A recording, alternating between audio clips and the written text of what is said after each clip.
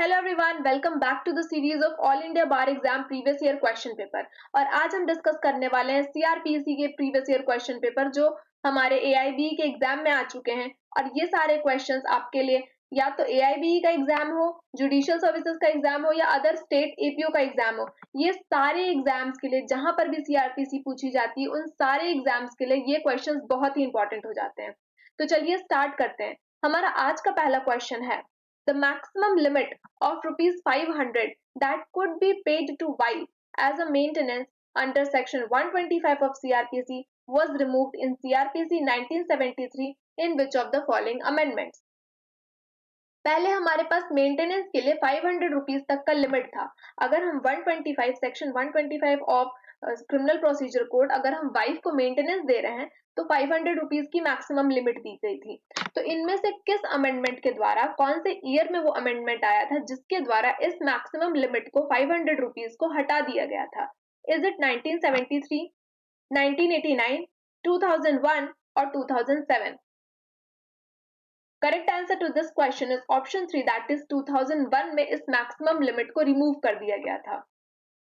हमारा next question है, in which of the following cases supreme court has held that investigating officer should be allowed to refer to records of investigation?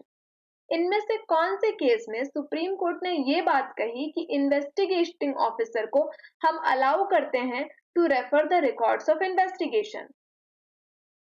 Is it state of Karnataka versus Yurappa Reddy, Muhammad Khalid versus state of West Bengal, Babu Ram versus state of UP और state of Rajasthan versus Om Prakash?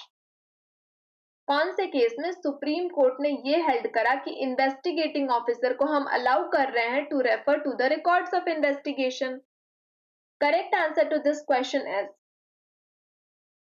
Option 1, that is state of Karnataka versus Veerappa Reddy के case में supreme court ने यह बात कही कि investigating officer should be allowed to refer to the records of investigation.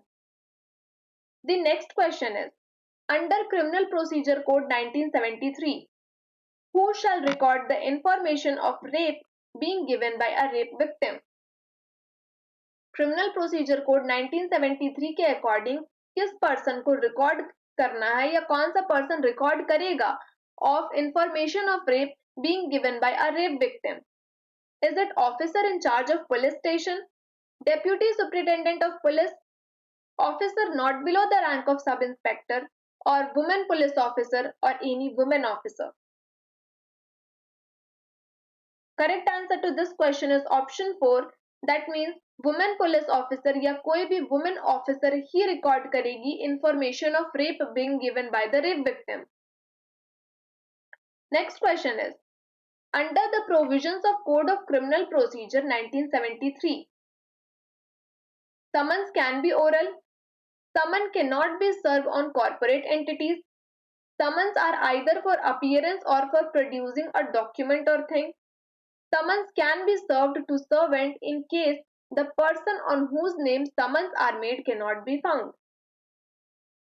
समन क्या होते हैं? एक ऑर्डर होता है जिसके अकॉर्डिंग हम किसी भी पर्सन को कोर्ट में बुला सकते हैं, हम एज अ विटनेस उस पर्सन को बुला सकते हैं, या उस पर्सन से हमें कोई डॉक्यूमेंट चाहिए या कोई इंफॉर्मेशन चाहिए या कोई थिंग प्रोड्यूस कराना है, उन सारी चीजों के लिए हम समन दे सकते हैं।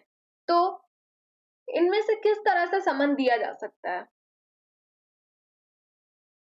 तो question correct answer to this question is option 3, that is summons are either for appearance or for producing the document। अभी जो मैंने बात कही कि हम या तो अपीयरेंस के लिए बोल सकते हैं उस पर्सन को या फिर उससे हम कोई डॉक्यूमेंट या थिंग को प्रोड्यूस कराने के लिए समन कर सकते हैं।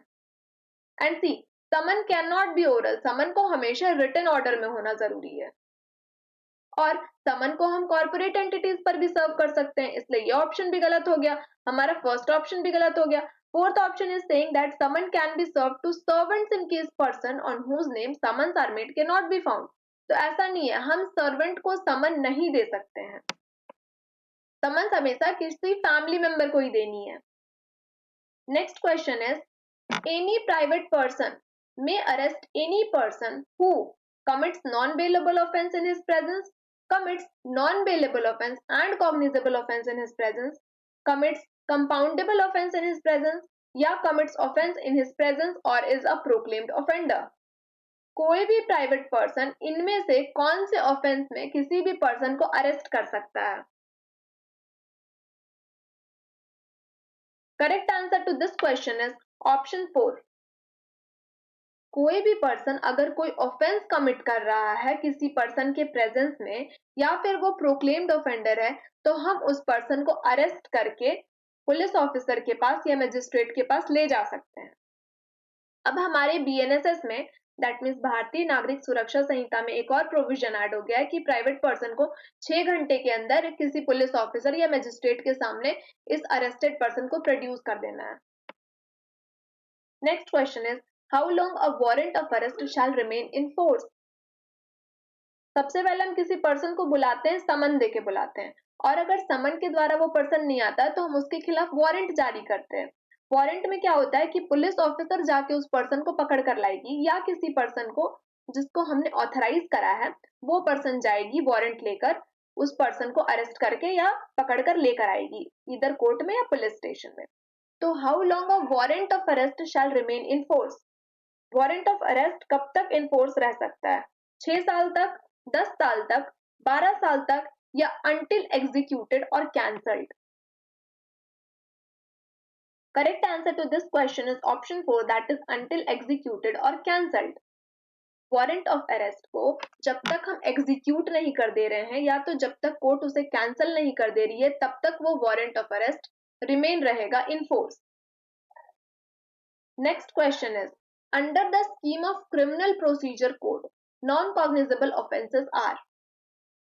क्रिमिनल प्रोसीजर कोड में जो नॉन कॉग्निजेबल ऑफेंसेस होते हैं वो क्या होते हैं?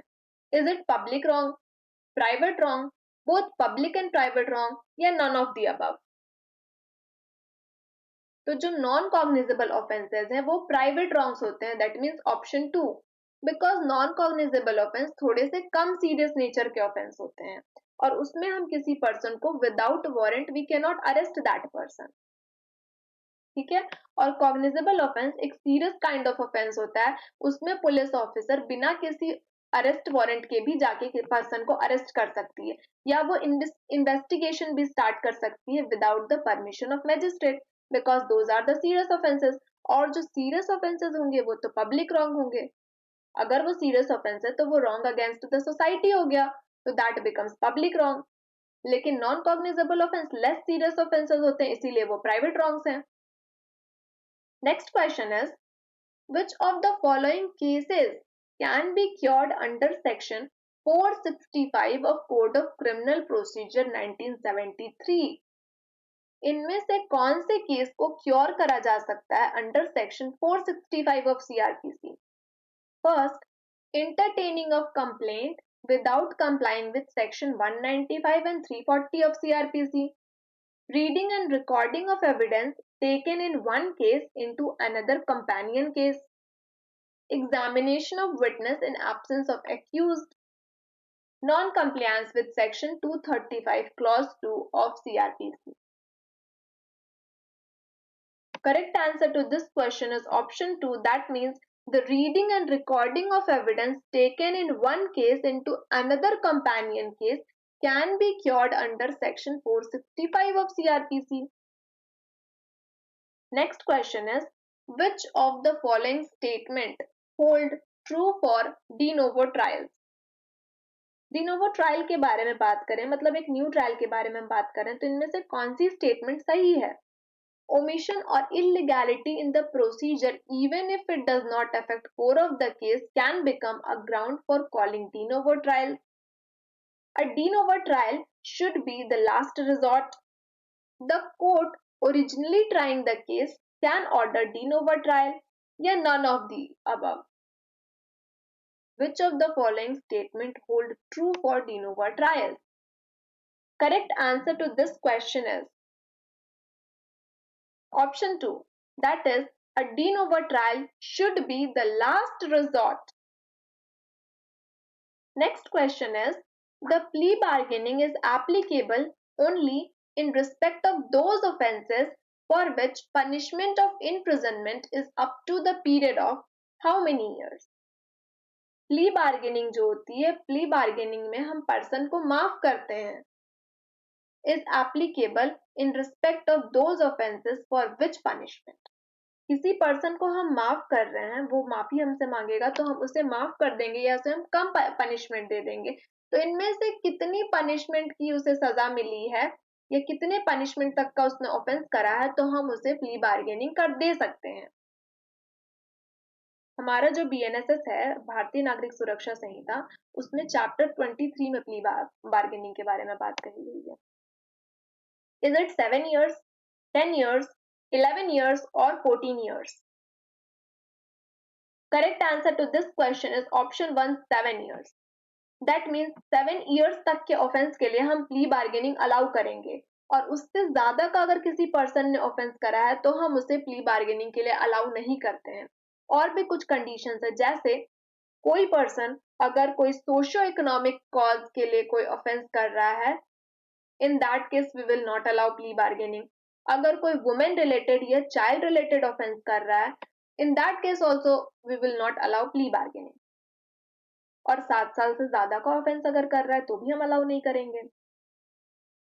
From a plain reading of section 195 of CRPC, it is manifest that it comes into operation that at the stage when the court intends to take cognizance of an offence under section 190 clause 1 of CRPC, and it has nothing to do with the statutory power of the police to investigate into an FIR which discloses a cognizable offence.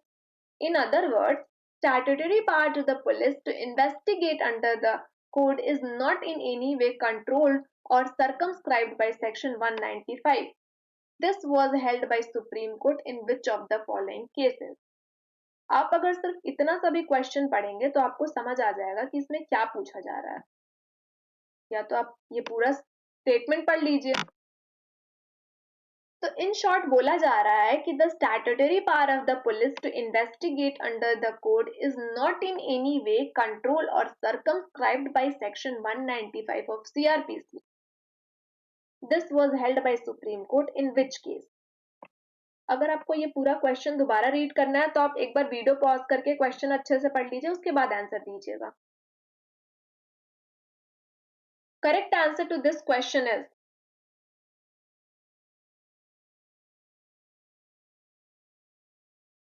Option 2, that is Raj Singh versus state, 1998 का ये case है। Next question is which provision under CRPC deals with the procedure to be adopted by magistrate to record confession and statement? कहा जा रहा है इनमें से कौन से सेक्शन का प्रोविजन मैजिस्ट्रेट अडॉप्ट करती है to record confessions and statements, confession और स्टेटमेंट को रिकॉर्ड करने के लिए? Is it section 162, section 164, section 163A और section 165 of the criminal procedure code 1973?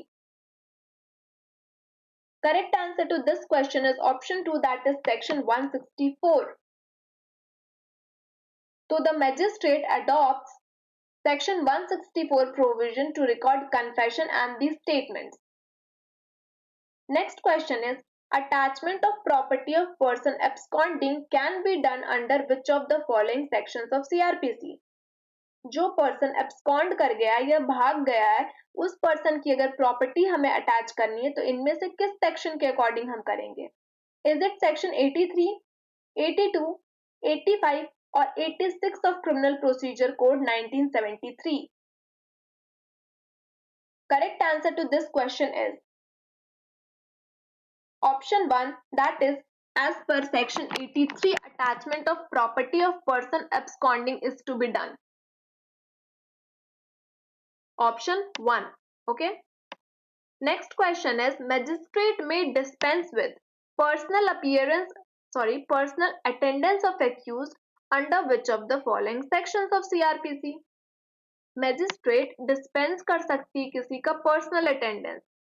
Accused के पर्सनल अटेंडेंस की हम बात कर रहे हैं तो मैजिस्ट्रेट मना कर सकती है कि ठीक है आप नहीं आइए कोर्ट, आप अपने जगह किसी एडवोकेट को भेज दीजिए या अपने प्लीडर को भेज दीजिए।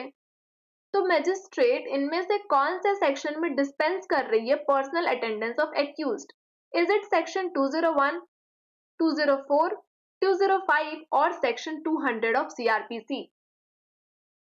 Correct answer to this question is option 3, that is section 205 of CRPC talks about that magistrate may dispense with personal appearance या personal attendance of accused under section 205. Okay. Next question is section 105H of CRPC deals with. I hope ये section most of the people neglect करते हैं, लेकिन इससे भी question पूछा जा चुका है, इसीलिए आपके AIB के एग्जाम में या किसी भी एग्जाम में सारे के सारे सेक्शंस इंपॉर्टेंट होते जा रहे हैं, बिकॉज अब कोई मेजर एरियाज नहीं रह गए हैं कि सिर्फ इन एरियाज से क्वेश्चन आते हैं। आजकल ऐसा ट्रेंड चला है कि जो डेड एरियाज हैं जहां से कभी भी क्वेश्चन नहीं पूछे गए उन एरियाज से भी क्वेश्चन पूछे जा रहे हैं, इसीलिए आपको पूरा डायरेक्ट पढ़ना बहुत जरूरी हो गया है। तो इस क्वेश्चन का आंसर है Section 105 of CRPC deals with. Correct answer to this question is option 1, that is forfeiture of property in certain cases. तो section 105 का H बात कर रहा है forfeiture of property in certain cases के बारे में। Next question is bar to taking cognizance after lapse of period of limitation is dealt under. Bar to taking cognizance after lapse of period of limitation. Period of limitation अगर expire हो जा रहा है या lapse कर जा रहा है उसके बाद हम कॉग्निजेंस लेने से मना कर देंगे या कोर्ट उसके बाद कॉग्निजेंस नहीं ले सकती है। तो इनमें से किस सेक्शन में ये बात कही गई है? Is it section 178 of CRPC, section 469 of CRPC, section 478 of CRPC और section 168 of CRPC?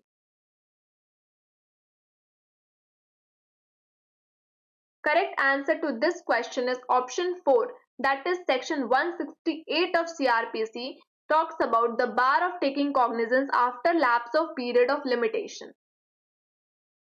Next question is under section 29 of CRPC, the court of chief judicial magistrate may pass any sentence authorized by law except.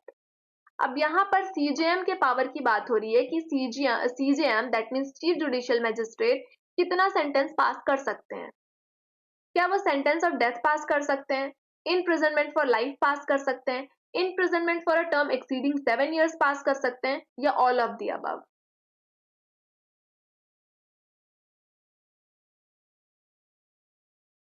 CJM की बात हो रही है तो he can pass imprisonment for a term exceeding 7 years. Any sentence, sorry, correct answer to this question is all of the above. यहाँ पे accept word बोला गया है, इस वर्ड को आप ध्यान दीजिएगा। यहाँ पर पूछा जा रहा है कि CJM कौन से सेंटेंसेस पास कर सकते हैं, इनमें से कौन से सेंटेंस वो पास नहीं कर सकते हैं क्योंकि एक्सेप्शन वर्ड का इस्तेमाल करा गया। तो CJM इनमें से कोई भी सेंटेंस पास नहीं कर सकते हैं बिकॉज उनकी पावर रहती है कि वो up to 7 years of imprisonment किसी पर्सन को दे सकते हैं या फिर फाइन दे सकते हैं, फाइन अनलिमिटेड हो सकता है। और अगर हम जुडिशियल मजिस्ट्रेट फर्स्ट क्लास की बात करें तो वो अप टू 3 years इम्प्रिजनमेंट दे सकते हैं और जुडिशियल मजिस्ट्रेट सेकंड क्लास की बात करें तो वो अप टू 1 year इम्प्रिजनमेंट दे सकते हैं। The next question is a chief judicial magistrate में pass a sentence of imprisonment. अभी हमने बात करी इस क्वेश्चन के बारे में। तो चीफ जुडिशियल मजिस्ट्रेट में pass a sentence of imprisonment not exceeding 7 years। 7 साल से ज्यादा की पनिशमेंट वो नहीं दे सकते हैं एक चीफ जुडिशियल मजिस्ट्रेट। तो correct answer to this question is option 1, that is not exceeding 7 years. The next question is the bond under section 109 of CRPC as security for good behavior from suspected person can be executed for a period not exceeding. अगर हम bond की बात कर रहे हैं as per section 109 जो भरवाया जा रहा है as a security for good behaviour के लिए हम उसको भर रहे हैं। From suspected person can be executed for a period not exceeding 6 months, 2 years, 1 year और 3 months. Correct answer to this question is option 3, that is 1 year. आप अगर गुड बिहेवियर के लिए सिक्योरिटी भरवा रहे हैं दैट मीन्स मजिस्ट्रेट अगर security for good behaviour भरवा रहे हैं तो 1 ईयर तक का वो बॉन्ड भरवा सकते हैं एज पर सेक्शन 109। और अगर यहाँ 106 की हम बात करें, दैट मीन्स कोई कन्विक्टेड पर्सन से अगर हम बॉन्ड भरवाते हैं तो हम अप टू 3 इयर्स के लिए उसे बॉन्ड भरवा सकते हैं। और सेक्शन 109 में बॉन्ड हमेशा एग्जीक्यूटिव मजिस्ट्रेट भरवाते हैं। और सेक्शन 106 की अगर हम बात करें जिसमें हम कन्विक्टेड पर्सन से बॉन्ड भरवा रहे हैं तो that is to be done by our judicial magistrate. Which of the following sentence can the court of session pass? अभी तक हमने सीजीएम के बारे में पढ़ा कि वो 7 इयर्स तक की पनिशमेंट दे सकते हैं। अब यहाँ पर बात हो रही है कोर्ट ऑफ सेशन के बारे में। कोर्ट ऑफ सेशन जो होता है वो एक क्रिमिनल कोर्ट होता है और यही अगर सिविल मैटर्स देखते हैं तो हम उसे डिस्ट्रिक्ट कोर्ट कहते हैं। तो इनमें से कौन सा सेंटेंस एक कोर्ट ऑफ सेशन पास कर सकता है? Death sentence, rigorous imprisonment, simple imprisonment या any sentence authorised by law but that sentence must be confirmed by the high court. Correct answer to this question is option 4, that is any sentence authorized by law but death sentence must be confirmed by the high court. Next question is under which of the following section of CRPC police officer can arrest an accused without a warrant? इनमें से किस section में police officer किसी भी accused person को arrest कर सकती है बिना किसी वारंट के? Is it section 40, section 41, section 42 और सेक्शन 43? ये बहुत ही इंपॉर्टेंट सेक्शन, आई होप इसका आंसर सबको पता होगा।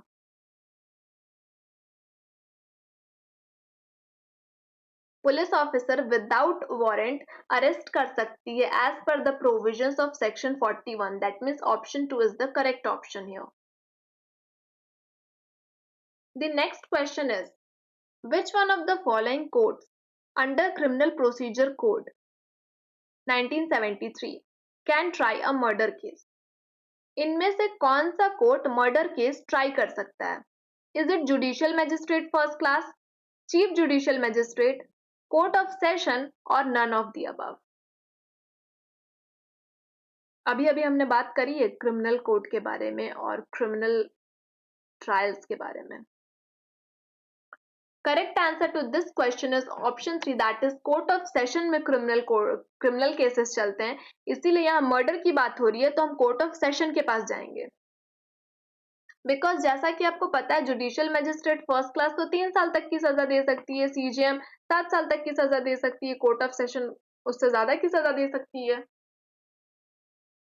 Under which one of the following sections of CrPC police officer is under obligation to inform the accused ground of right of bail? इनमें से किस सेक्शन में पुलिस ऑफिसर की ये ड्यूटी है कि वो एक्यूज्ड को बताए कि उससे ग्राउंड ऑफ बेल उसके पास है, जो एक्यूज्ड पर्सन है वो बेल का इस्तेमाल कर सकता है, वो बेल लेकर बाहर आ सकता है कोर्ट से, जेल से सॉरी। तो पुलिस ऑफिसर की इनमें से किस सेक्शन में ऑब्लिगेशन है? Is it section 49, section 50, section 57 और section 60?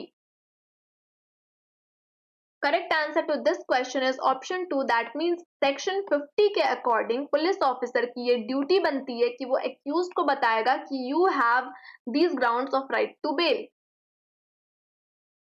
Under what circumstances court can issue an order for attachment of property of person absconding? कौन से ऐसे सर्कमस्टांसेस हैं जिसमें कोर्ट इशू कर सकती है order for attachment of property of person absconding? कोई भी पर्सन अगर एब्सकॉन्ड कर रहा है तो उसकी प्रॉपर्टी अटैच करने के लिए कोर्ट इनमें से कौन सा रीजन दे सकती है? Where the person to whom proclamation is issued is about to dispose of the whole of his property? या तो जो पर्सन के खिलाफ हमने प्रोक्लेमेशन निकाला है, दैट मीन्स कोर्ट ने प्रोक्लेमेशन निकाला है, is issued about to dispose the whole of his body, whole of his property, वो अपनी पूरी प्रॉपर्टी को डिस्पोज कर देगा अगर हम अटैच नहीं करते हैं तो। Where the person to whom proclamation is issued is about to dispose of any part of his property, या तो अपनी वो पूरी प्रॉपर्टी डिस्पोज करने वाला है या अपनी पार्ट प्रॉपर्टी डिस्पोज करने वाला है, where the person to whom proclamation is issued is about to remove the whole or any part of his property from local jurisdiction of court.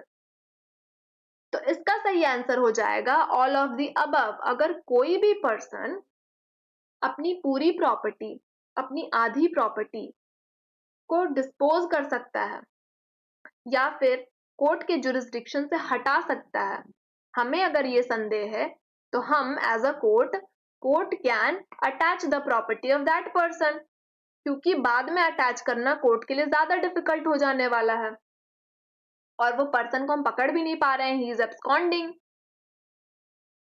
आज का हमारा लास्ट क्वेश्चन है इनहेरेंट पावर अंडर सेक्शन 482। अब 482 तो inherent power की बात करता है, कैन बी एक्सरसाइज्ड बाय। अब जो इनहेरेंट पावर दिया गया है अंडर 482 ऑफ सीआरपीसी, तो वो किसके द्वारा एक्सरसाइज किया जा सकता है? Can it be exercise by supreme court, court of session, high court या ऑल ऑफ द अबव? आपको सेक्शन 482 ऑफ सीआरपीसी और सेक्शन 151 ऑफ सीपीसी में कुछ तो कंफ्यूजन होगा, क्योंकि वहां पर डिफरेंट कोड दिया हुआ है, यहाँ पर डिफरेंट कोड दिया हुआ है, वो भी इनहेरेंट पावर की ही बात करता है, सेक्शन 151 ऑफ सीपीसी। तो correct answer to this question is option 3, that is high court. अगर हम सीआरपीसी में जाएं, सीआरपीसी की इनहेरेंट पावर 482 में दी हुई है और ये इनहेरेंट पावर हाई कोर्ट की है।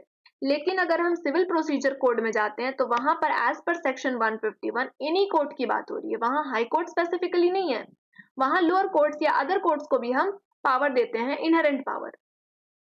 और इसी के साथ आज हमारा टॉप 25 क्वेश्चंस कंप्लीट होता है। आई होप ये सारे इंपॉर्टेंट क्वेश्चंस आपको याद हो गए होंगे, और अगर आपको नहीं याद हुए हैं तो आप एक दो बार और वीडियो देख सकते हैं या फिर आप डायरेक्ट में मार्क करते जाइए ये सारे questions, because each and every question is very important for any of your exam. मिलते हैं हमारे नेक्स्ट वीडियो में। Thank you.